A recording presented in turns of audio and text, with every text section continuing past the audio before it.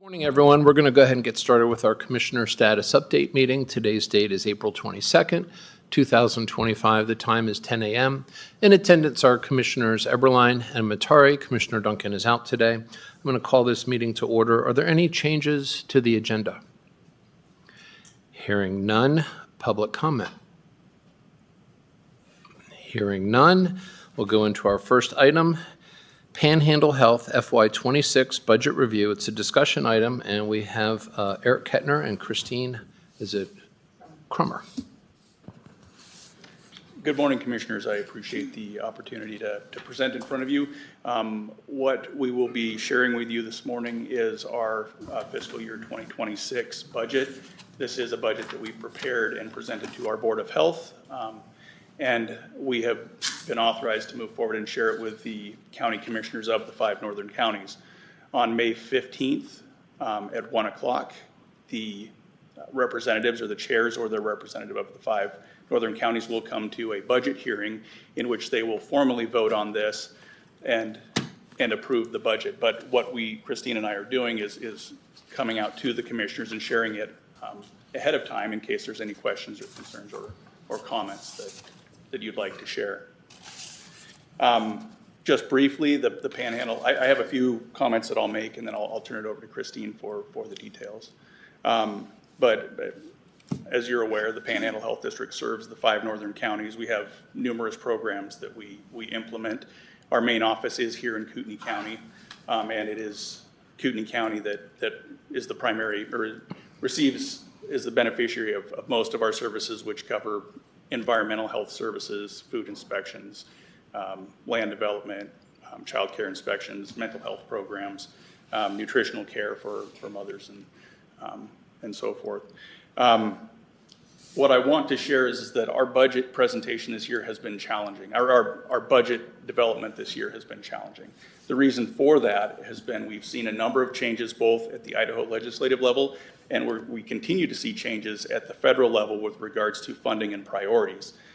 We do receive about half of our funding from grants that are primarily dollars that are passed through from the federal government through the state. As we see changes in priorities there, we might see, we're expecting to see some changes, maybe with existing funding, but we're optimistic that there will be new opportunities for funding as the new Health and Human Services Secretary is focused on chronic illness. The Panhandle Health District, we do prevention. Prevention of chronic illness, I think, is going to be right in our wheelhouse. But that's still a bit of a moving target for us. I expect we'll see that firm up as we get closer to the end of the current continuing resolution at the federal level and as they start building their new budget. So we're in a bit of a transitional phase, but we took the best information that we had in order to build this. A few guiding principles that we had in regards to developing this budget is, I just want to share with you, we expect change. We don't, as I mentioned, with our funding, the funding that we receive, I expect that I'll be here in front of you in coming months or in the coming year, and we'll be talking about programs, changes, new opportunities, maybe changes in existing programs.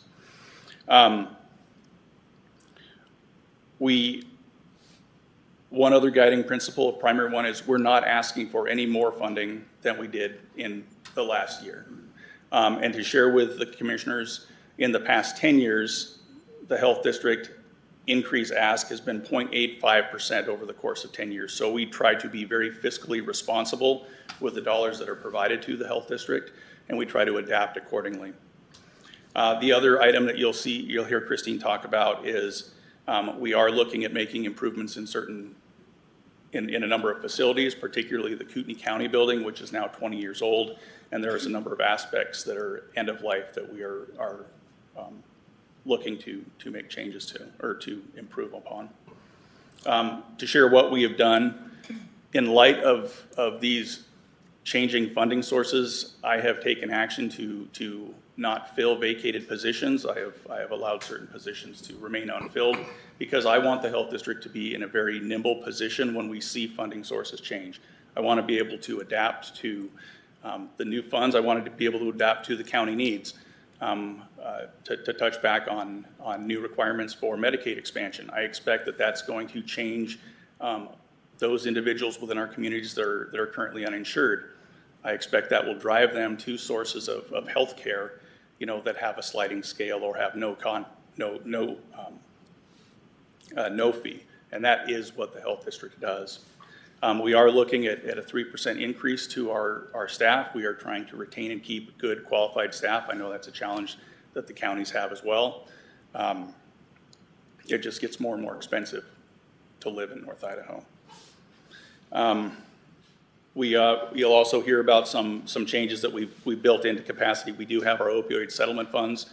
That is a steady source of revenue for us that will not be changing. We're looking to amp up our efforts on those programs so that we can reach out to the communities and make a bigger impact there. Similar to our home visiting program, where we assist high-risk new moms in order to help keep families together and in order to have more positive outcomes for those individuals. I believe that is the extent of my comments. Unless you have questions for me in that general opening, I would certainly, I'll turn it over to Christine to get into the details. Questions? Commissioner Eberlein? No? No? Go ahead. Thank you. Do you each have your PowerPoint presentation? Great. If we look at page 2 of the presentation, just a friendly reminder that the county funding is based on a formula of 70% on population and 30% based on taxable market value. Page 3 is the proposed budget. If we look at the lower portion, let's start with revenues. We can see under reserves, use of program advances, we have a decrease of $368,000. Reserves are funds that we have received previously in a prior fiscal year that are restricted for a specific use, or funding that is district funds that has been set aside as a reserve that we're pulling into the next budget year. That $368,000 represents opioid funding that was available in fiscal year 24, that we used in fiscal year 25. What we plan to do is use the opioid settlement funds that we would be receiving directly from the state as opposed to taking it out of reserves. That represents that $368,000 decrease. Licenses and fees are increasing by about $49,000. That represents the environmental health fees. We're being conservative on that. We're not seeing as much construction, or we also anticipate not seeing as much construction as we currently have been. So we're trying to be conservative in that area. Health services, we've budgeted the revenue flat with the exception of the home visitation program. That $82,000 increase represents Medicaid funding. We can now bill for Medicaid clients that receive home visiting services. Contracts and grants, as Eric mentioned, we are seeing a decrease in certain funding. So we're anticipating approximately a $75,000 decrease in fiscal year 26 grant funding. Donations, other, insignificant change of $2,600. Interest in the prior years, I've been too conservative in estimating interest. So the $95,000 increase represents a better calculated anticipation of what our interest income may be in fiscal year 26. As Eric mentioned, there's no change in the county ask of $2,497,000. Next page is the pie chart. It shows that, if we go back, I apologize. Let's address the expenditures. Salary and wages, we're anticipating a 3% increase in personnel costs due to increase in wages. That represents $167,000. Health insurance increased by 10% this year. It was $13,000. It's going up to $14,130 in fiscal year 26. I do apologize. Total operating expenditures and total capital expenditures. We've budgeted operating expense based on what our projections are for revenue. As Eric mentioned, we have included a few things related to the Hayden facility and several of the outlying facilities. For example, we're anticipating repair for the HVAC system of $139,000. The Hayden building, carpet replacement of approximately $200,000. Bonners Ferry landscaping at that facility. We've done an interior update of that building, but we have not updated the exterior. Roughly $20,000 anticipated for Bonners Ferry, and also approximately $50,000 for the Kellogg office for a security system.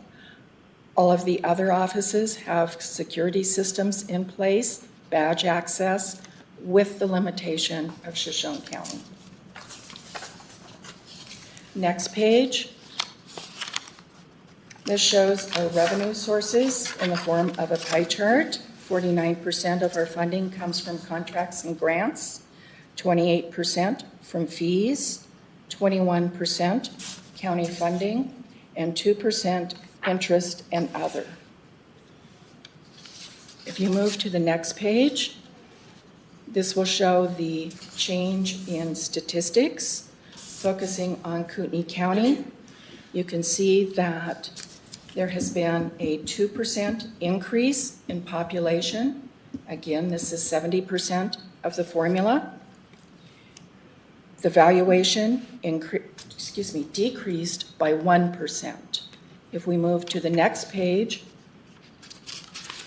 we apply that, the pro rata portions, to the formula, and the fiscal year 26 county ask, or Kootenai County's portion, is $1,659,000 compared to $1,678,000 in fiscal year 25, a decrease of $19,000.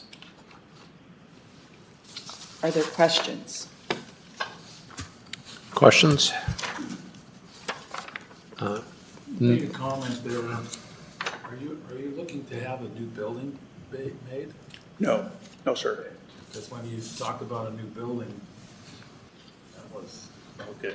No. So I apologize. Simply, the Hayden building is 20 years old. We actually paid that building off a year or two ago, but at 20 years, we start seeing wear and tear on, as Christine mentioned, HVAC and so forth. So we're simply, maintaining the building versus making improvements upon it. Good.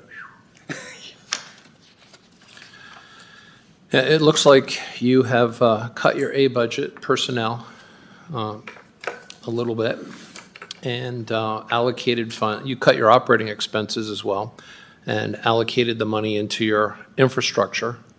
And so your overall decrease is 2%?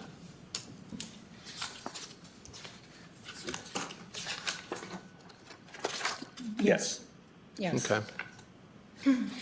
So your budget has gone down a little bit. That's correct. Okay. Any other questions? Nope. No? All right. Well, thank you.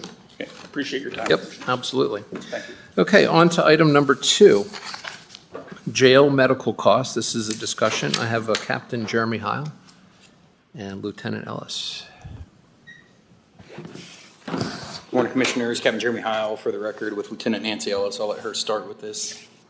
Good morning, Commissioners. Due to the issues with the previous medical contractor, which we previously discussed, VitalCore, which we had under contract for FY24. The BOCC asked us in May of 2024 to put out an RFP for other medical providers. In June of 2024, we received notice from the company they were canceling our contract per the terms at the end of September 2024. We presented to the BOCC in August of 2024 to award the contract to WellPath, LLC, which was finalized in September of 2024. Right before the contract began on October 1st, with the first year of the contract the cost to be $3,699,987 for 12 months, with monthly payments to be $308,332.25. By the time this contract, as awarded and signed, the FY24 budget was already set with the budgeted amount for contract medical for the jail set at $2,546,713, and we are currently 96% spent at $2,466,658. Up to this point, we have received 8 monthly bills of $308,332.25 paid through May 2025. That will put us $1,233,329 overspend for the remaining 4 months of FY25.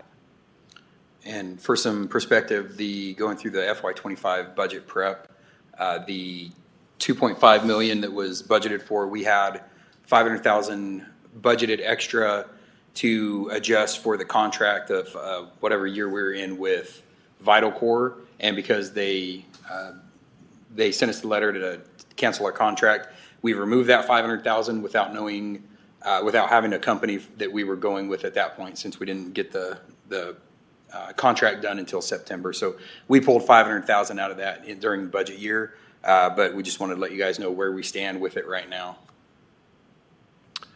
Questions? I can say it was a little bit of a hornet's nest last year because there was a lot of uncertainty. Yes, it was. And there were some issues with the previous provider kind of coming back years later saying, oh, well, we forgot to bill you for all these additional expenses.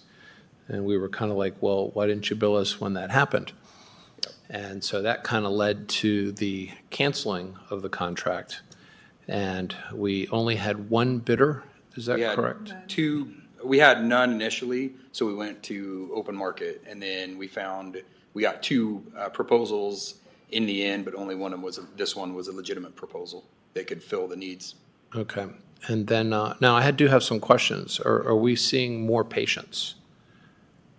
We're seeing about the same amount of patients. The chronic illness the rate of the chronic illness in the jail has gone up significantly several years ago with their medical problems of the inmates.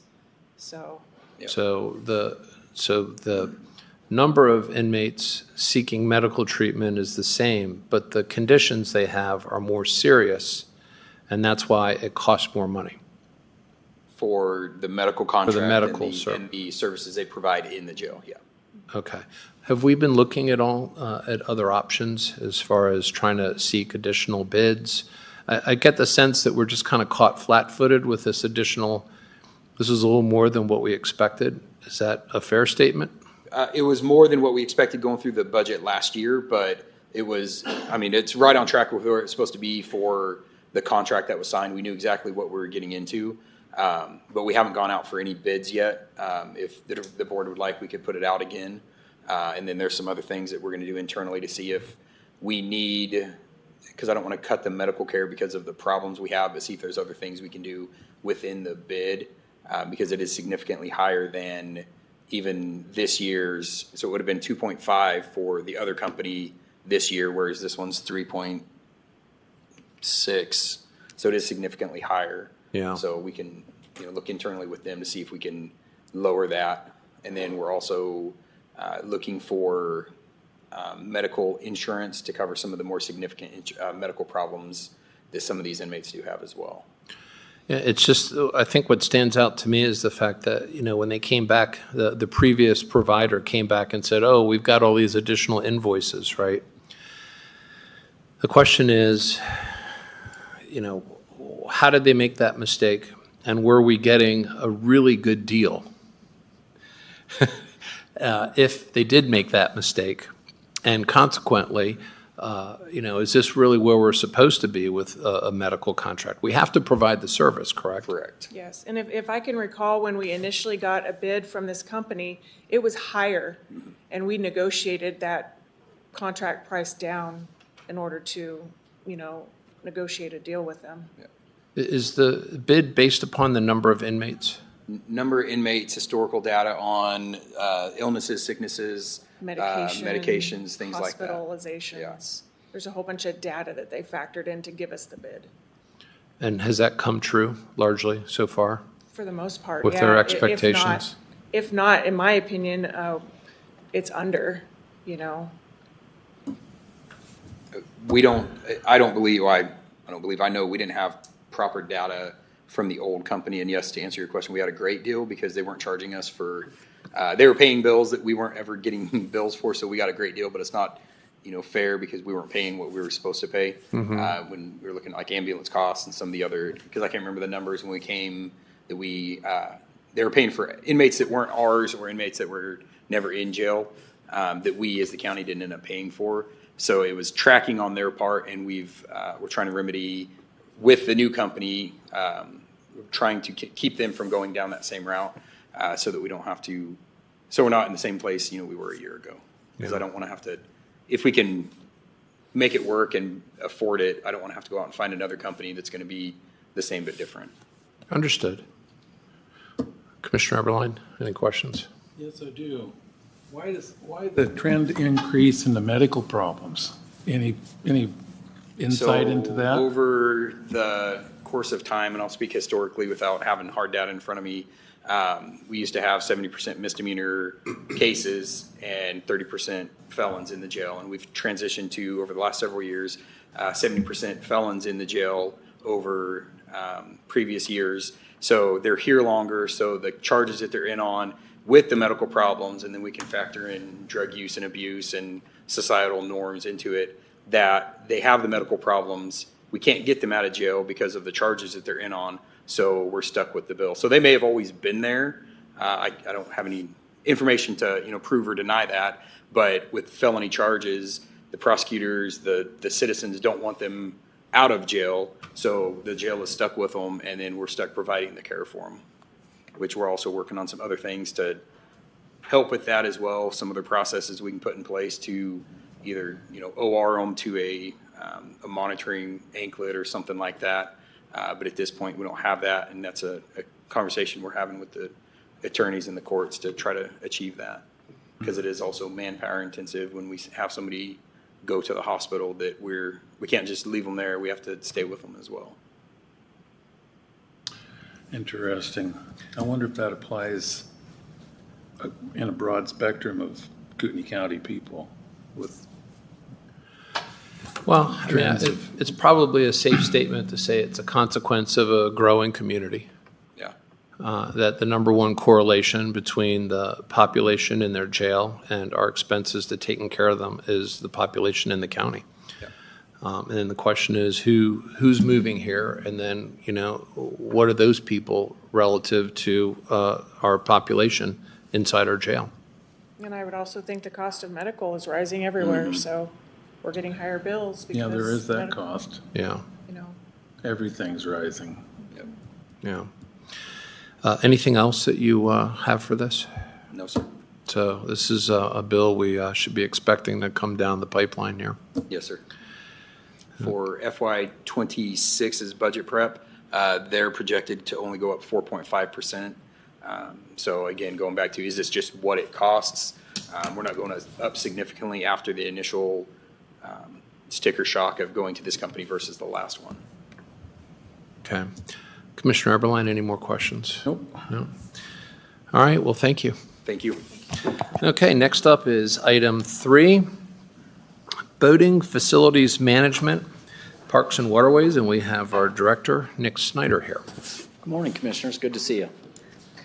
Well, as the board's aware, your staff is currently working to schedule a meeting with Lakes Highway District to discuss options for the installation of that replacement dock that we visited about as well as some future management options. However, in the interim, Parks and Waterways seeks board direction concerning some more time-sensitive items.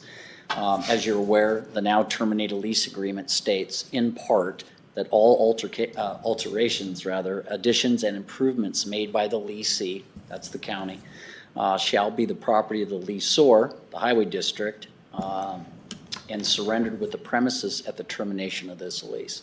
So essentially, they became the owner of all of this infrastructure when the lease was terminated. So with that said, the county no longer really has standing to enter the property and provide services that we have for the past many, many years. And so with that said, Parks and Waterways is seeking direction as to how the board would like the department to address the restroom building in Bayview as one example. It is currently locked and not accessible to the public, and until there is resolution concerning that management of the facility, would the board like Parks and Waterways to turn those keys over to the district until such time that we can have a meeting to find resolution to this. So that's the first item that I'd like to discuss with the board. Again, this is the public restroom building in Bayview, and we're seeking board direction as to what you would like us to do as the public starts asking questions about when that'll be opened and how it'll be managed, et cetera. So that's item number one. Questions? Nick and I had a long conversation, and yeah, there's a lot of problems out there. It's just not a one-time thing. I think there's some good solutions to it. I'm familiar with a couple of them that has kind of been floated around. What can you tell me a little bit about the maintenance of that facility and what you foresee, taking care of that facility in the future, and what kind of expenses would be incurred? Sure. Well, the obvious ones, Commissioners, are utility bills that we pay for that restroom, water, power, park ranger time to commute up to the facility, inspect it, make repairs, clean the restroom, stock the restroom, and deal with damage that does occur, especially during the busy summer months. On the long-term, capital improvements would be future replacement of docks, albeit there are the dock that is currently there is in good condition, installed in 2016, should last 30 years plus. And as the board is aware, we have a brand new dock sitting in our yard waiting to be deployed that should last 30 plus years. So shooting from the hip, the largest expense that we would have, Commissioner, would be the replacement of the concrete asphalt surface that is both above the ordinary high water mark and below, i.e. the boat launch. So if we were to tackle a sheet pile de-water boat launch project, we're probably talking somewhere in the neighborhood of $800,000 to do that correctly. So that would be a large expense that the county could sort of count on doing in the future as that concrete continues to deteriorate. And without having my notes immediately in front of me about what those costs are for an annual maintenance, I feel pretty comfortable saying that we're probably somewhere in the neighborhood of about $20,000 a year to take care of that facility conservatively in personnel time and fuel and supplies, et cetera. Is that $20,000 a year amortized, including the replacement of the boat launch, or is that that's actual cost to maintain the facility? Correct. Between, again, utilities and supplies and personnel, et cetera. Capital improvements are not calculated into that cost. Is that a place that you can capture fees very well? No, and therein lies the challenge, Commissioner. As the board's aware, we have facilities where we have a parking facility where it's sort of encapsulated where people park, and we're able to enforce those rules, and one of which requires fees. So Bayview is very challenging because it doesn't have a dedicated parking lot. It's all upland parking in Lakes Highway District managed streets, or city streets, if you will. So very difficult to enforce or collect those fees. And that's because once you drop your boat off, you park on the side of the road, and then there's no evidence when someone comes around to say, well, this car used the boat ramp even though they have a boat trailer. They could have just brought it and parked. Well stated. That's exactly the challenge. Yeah. This sounds like one of those types of situations where, the county should make available a service for a fee to maintain a boat launch. Well, and we do through our boat launch user fees. However, to your point, very difficult to enforce and collect those fees. From the owners of the properties. Oh, that would be at the discretion of the board. That certainly could be discussed. We couldn't charge for a profit, but we could certainly charge for the cost of the service. As I understand it. Legal would have to weigh in, but I think that's accurate, Commissioner. Yeah. Well, I'm okay at this point in time because the lease, we did not appropriate funds for it this year. Lakes Highway District was made aware of that back in December, January timeframe, that they came to the full realization of that. Is that correct? I believe that's correct. When the commissioners terminated the lease, I believe on January 6th. And did you ask or request that we try to get the boards together back then? I did, Commissioner. I made several recommendations to Lakes Highway District to schedule a meeting with the Board of County Commissioners on several occasions to work through this and try and find resolution so we could get the dock installed and resolve the question as to who's going to manage the facility. Now, on top of that, I know yourself and me, we showed up to Bayview on 2 separate occasions to talk about this and to try to help facilitate getting this dock installed in the water. Have we made any progress whatsoever since your initial recommendation for the 2 boards to get together? No, Commissioner. I've sent several options to the district as the board has seen some of most of those email correspondence, and to date, we don't have an answer. We're kind of back at square one in that the Highway District would need to give the county written authorization by way of simply signing the application for the dock permit. At this time, that's about our only option. Or by way of lease or MOU, which currently we do not have. Yeah. Well, I think that it's prudent at some point in time for the boards to speak, but at this point in time, we've gone at least 3 months now with no progress whatsoever. So I'm fine if you give them the keys to the restroom and take the signs down. I take it that's not much of an issue to pull those signs down. No, Commissioner, we can do that fairly quickly. Brandy Falcon for the record from the auditor's office. I have another question. So a lot of the improvements that Director Snyder is talking about are on the county's books as fixed assets. They're also on our ICRIMP insurance still because we still are recording them as being owned by us. At this point, do you want Director Snyder or my office to proceed with getting direction from legal on how to get those off of our insurance and off of our books, whether that be through a resolution or however legal wants us to do that? Commissioner Eberline, thoughts? It's a can of worms. I think we should at least get direction from council on what's involved with that. The only part that I think is that could have been handled better is the fact that we've been trying for the last 3 months to work something out. And here we are at the 11th hour, ready to open it up for the boating season, and we've made no progress. And I know, Director Snyder, you have been extremely diligent in getting the paperwork filed, getting the other parties involved this is what you need to do in order for me to be able to do my job, and we haven't been able to get anywhere. If I may, to Brandy's point, which is spot on, if we're no longer going to own it, we shouldn't be insuring it, right, and those assets should be transferred. However, I do think it's at this time maybe wise to wait just a few weeks and see if we can get a discussion before we go through that sort of large process and see what the respective boards may work out. I just want that to be on your radar. So now that I've notified you, it's on our insurance, it's on our books, and it sounds like there's probably some stuff in the lease that makes it sound like upon termination of the lease that that's not the case anymore. So I just wanted to make you aware.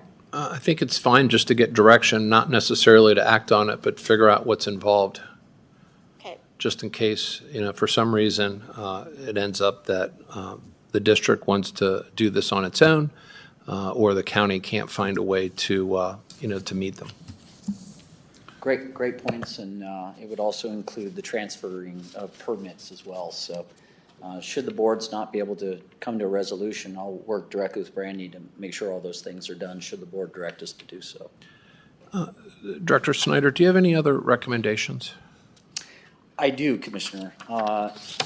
At the risk of being excoriated by the attorneys for asking this without an MOU or a lease in place, in the interest to ensure that the public can access those facilities safely until the two boards can meet and make some determinations on how we might proceed that benefits the public, I would ask for board direction to reach out to Lakes Highway District and ask for just a simple letter that authorizes the county to perform routine inspections for safety related concerns of the docks and the dock approaches that for the benefit of the public. My concern is that if we have damage to the gangways or the docks or the approaches, that there won't be an agency there to address that, and the only loser in this will be the public. So I do, again, with the understanding that we don't have a lease or an MOU, I would at least like to have a letter that would authorize the county to just put eyes on this infrastructure until the two boards can get together and find resolution, so we have a safe platform for boaters to launch from until something can be worked out. So I think it's the right thing to do, and it certainly benefits the public if we do that. So that would be my only other request. It's okay with me, Commissioner Eberline. Mr. Snyder and I have had a conversation this last week, and it's, I think we can make some headway in this if everybody can play nicely. That's the hope, Commissioner. So would you like to have Director Snyder put together that letter? Absolutely. That's where you got to start with. Okay. Commissioner, Mr. Chairman, if you allow me to read Commissioner Duncan's position on the matter. She couldn't join us today, but I've been directed by Commissioner Duncan to read this into the record if you would allow me. Sure. She says, "Hi, Nick. Sorry I'm in Boise and I'm not able to call in. I agree with your recommendation to perform basic safety and maintenance activities at the Bayview Dock and boat launch until the BOCC and Lakes Highway District meet and discuss the near and long-term future of that site." So I think it's important to share that her position on the matter. She wasn't able to be here today. All right, thank you. Anything else? Nope. All right, thank you. Thank you. Okay, next up, item 4, taxing districts, local government registry, quarterly compliance requirements, and I have Julina Hildreth here. Good morning. So it's not really a quarterly requirement, it's more of an annual requirement, but it came to our attention that based on statute, and you should have the statute 67-1076 in your packet, I believe, right? Yeah. Regardless, it's required that the Board of County Commissioners publish the non-compliant or the list of non-compliant districts every year. And so I just kind of wanted to establish a process because I don't know that that's being done right now. So I worked with Sarah and Jonathan, and it looks like the list that goes out, Brandy, you get it, right? But I don't know if you guys get it, but I don't know that we couldn't see that anyone in your office is getting it, even though according to the statute, the state controller's office is supposed to be sending it to you guys. So I want to just kind of discuss the process that we're thinking that we could add someone from your staff, probably Leanna, and we don't get it directly in the auditor's office. Like I said, Brandy gets it, but we're going to add the AU tax so that we get it. And then essentially what it would is it's just AU, can you just? Auditor. Yeah. Okay. Yeah. Sorry, it's an email address. Anyway, and we'll get it, Leanna will get it, In statute, it says that no later than January 15th. They do send out quarterly updates, but it only needs to be published once a year. And it's just like one sentence saying that these following districts are not in compliance with the SCO as of this date. And then it just needs to be a list of the districts. So I just wanted to kind of, like I said, establish a process, but also add that it does state in the statute that we can recoup the fees of publishing from those districts. However, not all of them are levying districts.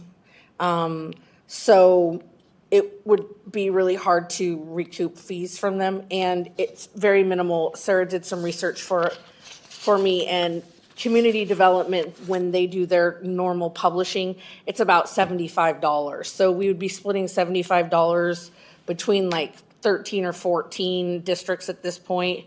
I mean, it's very minimal, and to me, it would be I think, this is my suggestion, it's just a cost of doing business. I mean, once a year, we pay $75 or $100 to publish this because it's statutorily required, and it is what it is. But I just wanted to get your guys' take on it. Commissioner Eberline? Bureaucracy. I know, I totally am, yeah.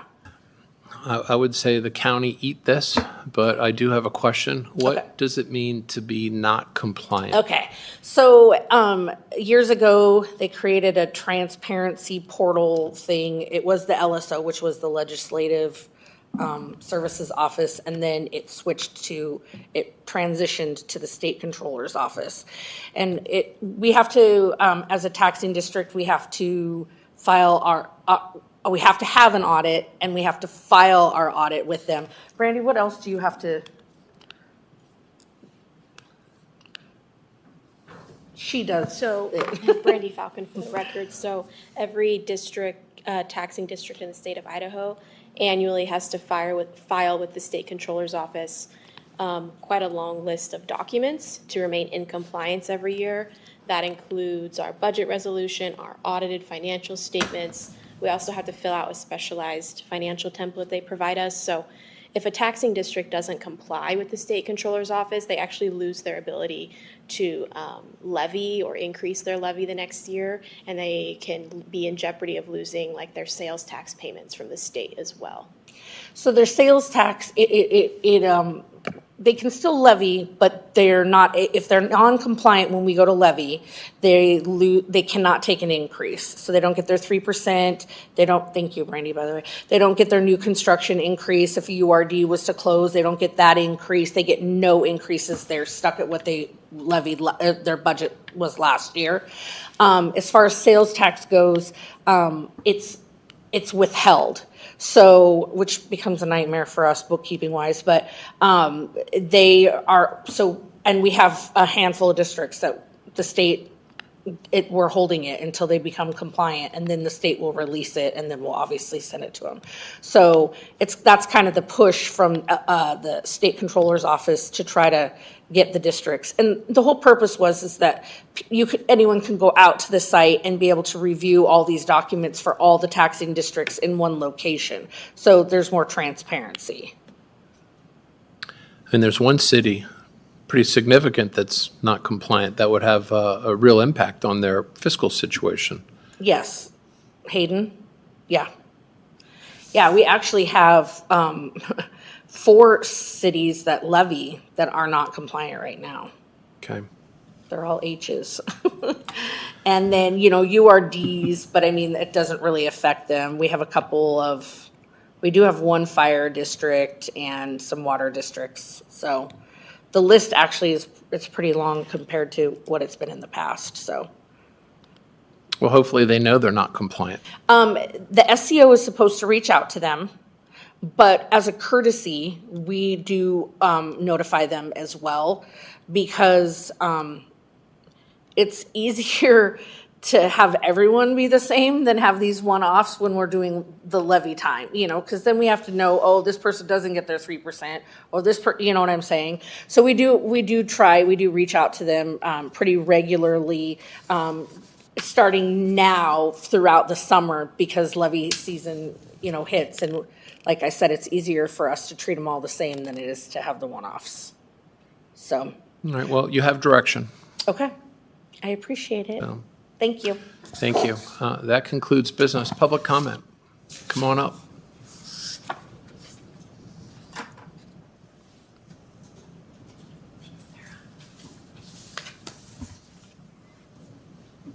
Good morning, Commissioners. Ron Hartman for the record. The topic is item 1, Panhandle Health FY26 budget. I would hope that you ask if any of that budget includes covering illegal immigrants. And if it does, that portion gets deducted out of what you pay them. That, in other words, I don't want to see the county supporting a budget that's providing this service to illegal immigrants. Thank you. Thank you. Anybody else? Anyone online? No? 10:45, meeting adjourned. Thank you.